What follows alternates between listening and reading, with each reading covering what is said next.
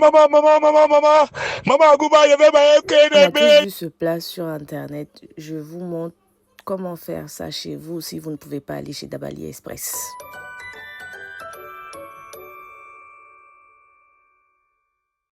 Pour faire ce chep, il vous faudra du kedj, du yet, de la jovan, des oignons, du persil, de la tomate pelée, comme vous voyez qui a été mixée au préalable, la tomate concentrée,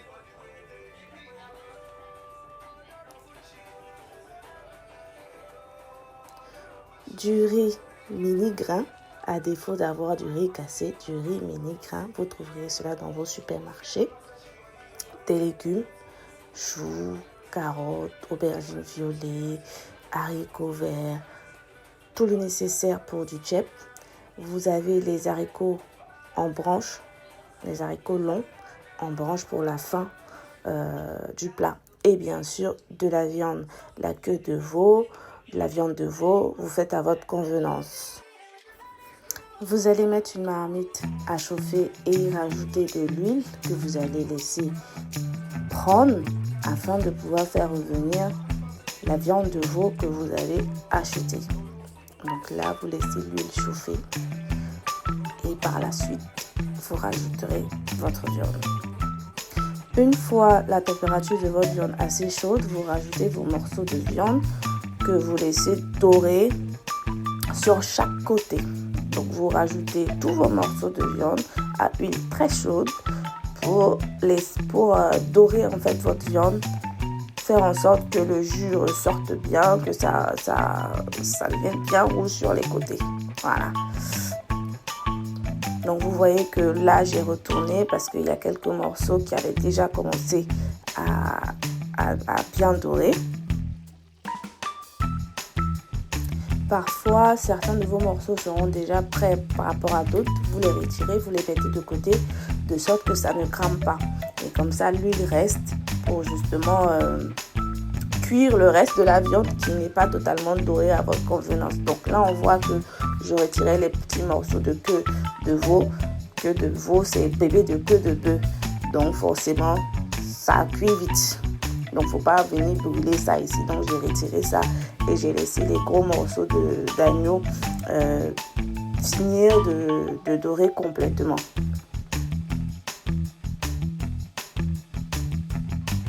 Une fois que mes gros morceaux ont eu la couleur que je souhaite, je les retire, je les mets de côté et je vais commencer ma préparation de mon riz noir.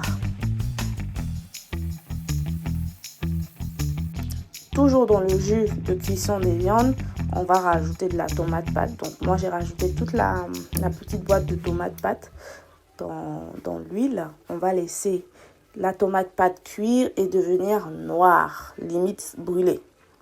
C'est là un peu le secret d'un chep noir.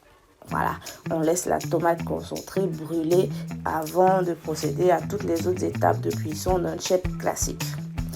Voilà, donc comme vous voyez, je rajoute ma tomate pâte et je vais laisser cuire, je tourne, je vais tourner et tout ça.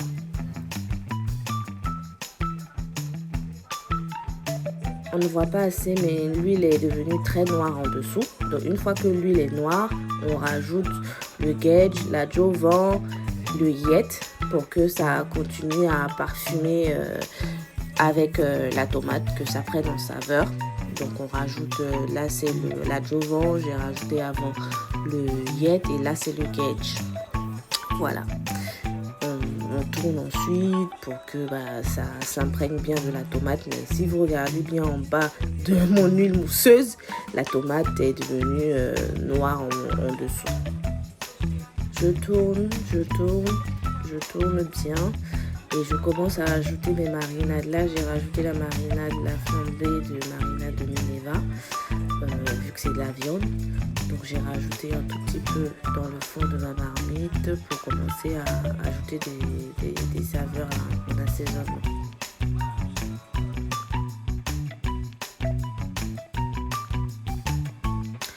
Je rajoute ensuite mon no-cost, une base de no-cost d'assaisonnement faite maison. que je rajoute également à la préparation. Tout ça pour accentuer le goût de mon plat. Donc j'en rajoute, vous en rajoutez autant que vous voulez, mais il n'y a pas de limitation. Si vous voulez la recette de cette marinade, vous me dites en commentaire et je pourrais vous faire une vidéo là-dessus également. On tourne tout ça, on tourne tout ça, on tourne tout ça. On voit bien que la préparation est devenue toute noire, ce qui fera la base de la couleur du chip noir ensuite. Donc ça doit devenir noir. Après, on rajoute notre tomate pelée qu'on a mixée au préalable. On rajoute notre tomate pelée. J'ai rien gardé dans le fond. J'ai rien gardé dans le fond. Donc après ça, on mixe le tout. On mixe aussi le tout.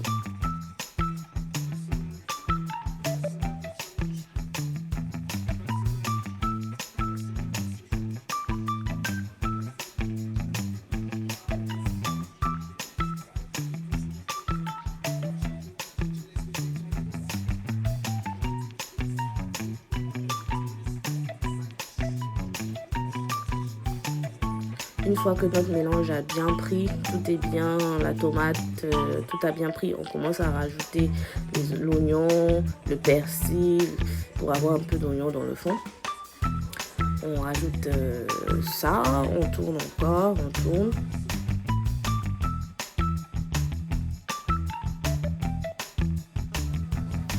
On tourne le tout, bien sûr. On rajoute nos légumes qui prennent du temps un peu à cuire, le chou. On rajoute les aubergines violettes. On rajoute les aubergines violettes, les carottes.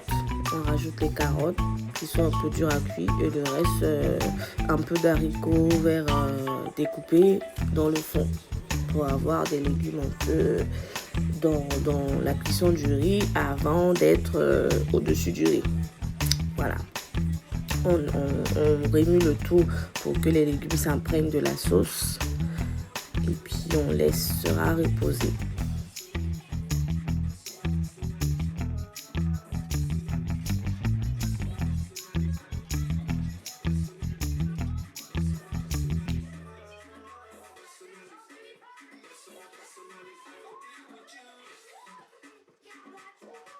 Une fois que nos légumes se sont imprégnés, on rajoute notre viande par-dessus. La viande qu'on a fait dorer tout à l'heure, on rajoute la viande par-dessus pour s'imprégner également du jus.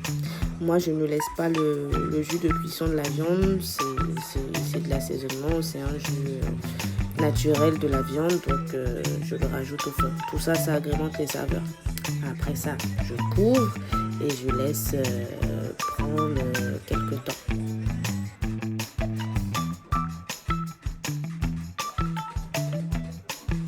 Après quelques minutes de repos, je découvre la marmite, je vois mes légumes qui ont commencé vraiment à macérer. Et quand on ouvre la marmite à ce stade, il n'y a pas d'eau encore qu'on a rajouté, c'est pour ajouter les assaisonnements. Donc là, je rajoute le sel. Attention à votre consommation de sel, mais vous rajoutez le sel à votre convenance. Si vous aimez que vos plats soient hyper salés, vous rajoutez du sel en quantité, mais attention, vous rajoutez le sel nécessaire pour mettre un peu de goût et ça suffira. Je rajoute ensuite du poivre. Donc c'est la phase où on rajoute toutes les épices. Donc là, je rajoute du poivre.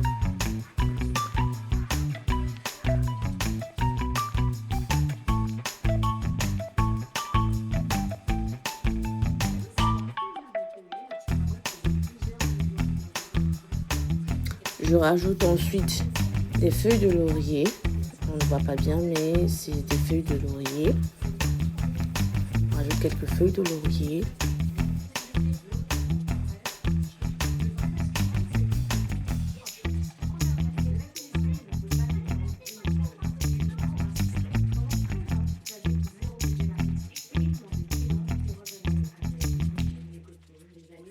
Une fois qu'on a rajouté toutes les épices qu'on souhaite, maintenant on rajoute un peu d'eau pour couvrir la viande. On rajoute un peu d'eau On rajoute de l'eau jusqu'à couverture de la viande et des légumes pour que ça mijote.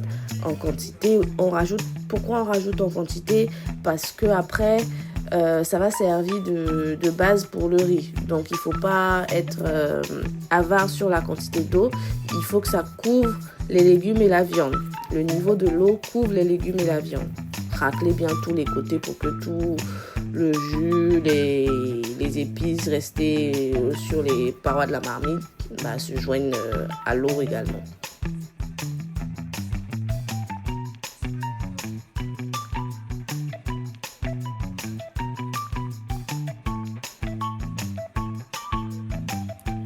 Quand on a rajouté l'eau, on a fermé la marmite. Là, après quelques temps, on réouvre la marmite. On voit que c'est en train de mijoter.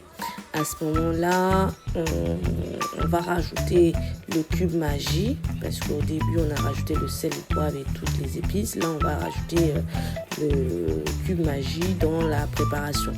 Ça peut être remplacé par du bouillon en supermarché qu'on trouve dans tous les supermarchés. Voilà. Donc là, je vous montre un peu l'aspect. On voit que c'est bien noir avec tous les légumes et les viandes à l'intérieur.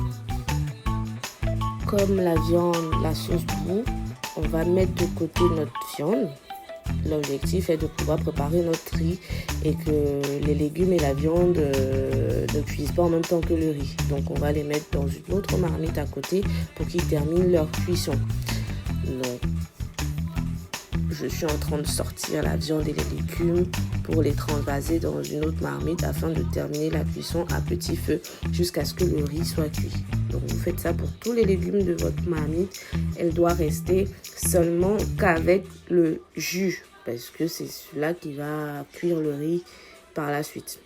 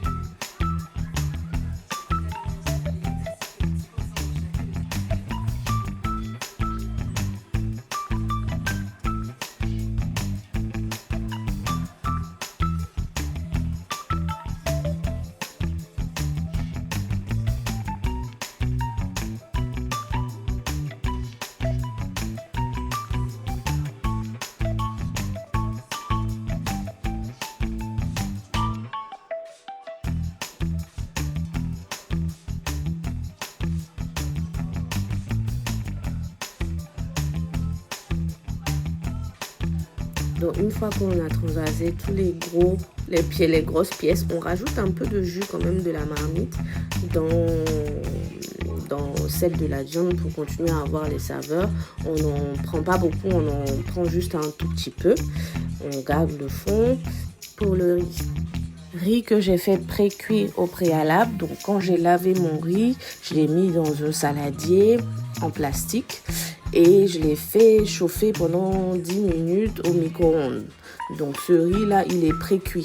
C'est ce riz pré-cuit qu'on va rajouter dans la sauce qui reste dans la marmite justement pour que ça termine sa cuisson. C'est pour ça que le fond de ma sauce n'est pas un grand niveau de sauce pour cuire du riz normal parce que mon riz a été pré-cuit.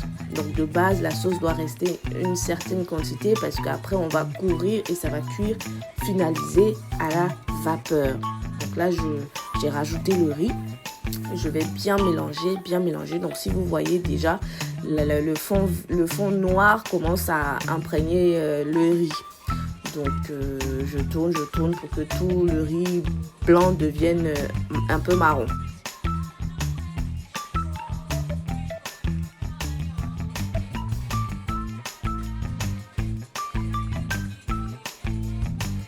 Quand le riz est bien mélangé, on couvre pour que ça cuise lentement à feu doux.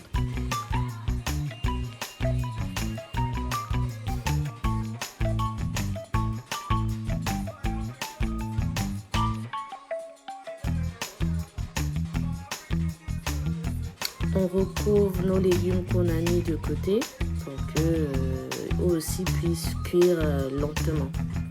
Après quelques temps, le riz s'est bien imprégné de la sauce. On remue pour ne pas que ça colle au fond de la marmite. On remue et vous voyez déjà que c'est en bon chemin. C'est en bonne voie, pardon, d'être un chep grain par grain.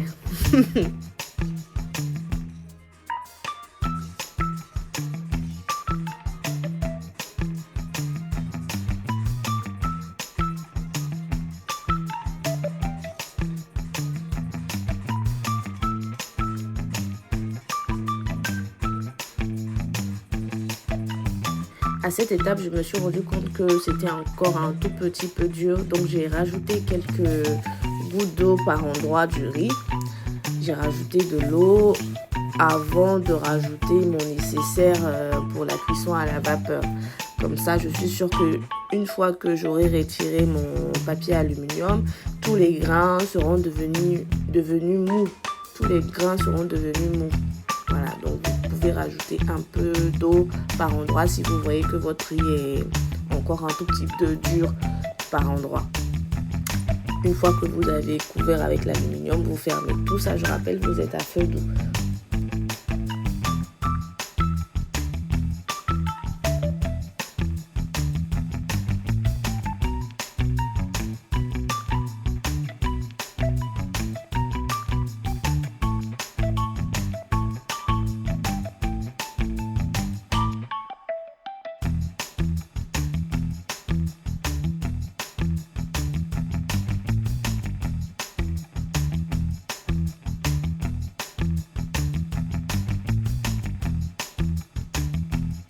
Après quelques minutes, on ouvre la marmite, on enlève le papier aluminium pour voir un peu à quel niveau est notre riz. Donc là, on voit que c'est bien avancé en cuisson. On va remuer pour que ceux qui sont en bas passent en haut, ceux qui sont en haut passent en bas. On remue et on voit que le riz commence déjà à être quand même mou. Prêt pour la consommation, on va dire. Mais ce n'est pas encore terminé. Je remue. Donc vous voyez, hein, la couleur du riz, ce n'est pas du orange ou du rouge tomate, c'est du marron. Et je fais un trou au milieu du riz. Je fais un trou parce que je vais rajouter une base des recettes sénégalaises faites à base de piment. Je me rappelle plus de ce que j'ai fait, mais je crois que c'était du piment, du soumara et de l'ail. Je sais plus trop, mais on met ça au milieu du riz pour que ça disperse une saveur. J'ai plus le terme sénégalais, mais en tout cas, c'est ça qui va permettre de diffuser une odeur dans le riz. Et après, on recouvre encore et on referme.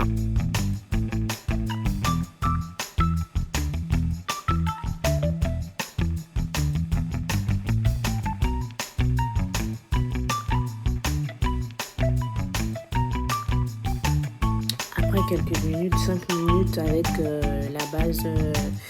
la base du mélange, j'ouvre ma marmite pour vérifier que le riz est bien cuit et je disperse ce mélange-là un peu dans le riz. Et puis normalement, on est bon côté cuisson du riz. Donc vous voyez que j'ai pas de gratté dans ma marmite et tous les grains sont bien séparés. Voilà, donc là, à cette étape, normalement, le riz, il est prêt. Il n'y a plus qu'à aller au service. Donc, je goûte pour m'assurer que c'est bien mou, que ce que je constate visuellement, c'est bien aussi avec la bouche. Voilà, la préparation est terminée. Maintenant, on va passer au service. Au dressage, pardon. Au dressage. Je descends ma marmite du feu avec tout ce qu'il faut. J'ai mon plat de dressage qui est déjà apprêté. Donc, je vais servir le riz. Donc, je sers d'abord le riz pour la quantité qui va être consommée par les personnes que vous servez. Donc, je sers mon riz dans mon plat.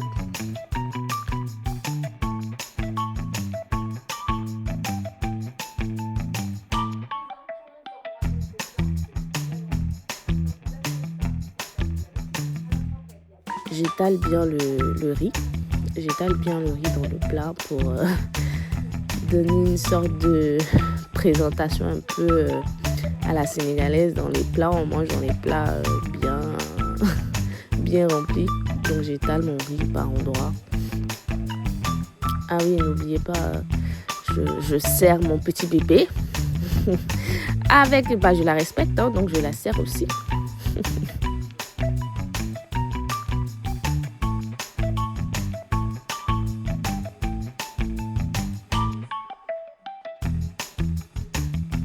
Je passe ensuite à l'ajout des viandes et des légumes au-dessus du riz.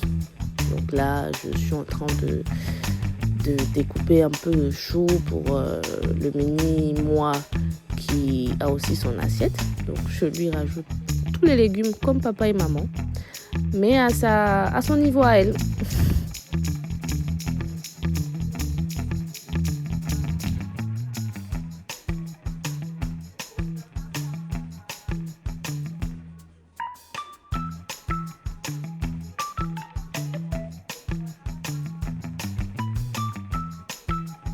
Je mets un peu de jus de la sauce et puis voilà son assiette. On fait pareil pour papa et maman. On rajoute les choux, les légumes, la viande. Vraiment, vous disposez ça comme vous voulez, mais moi je les ai mis au milieu de mon plat, donc voilà, vous les disposez comme vous voulez.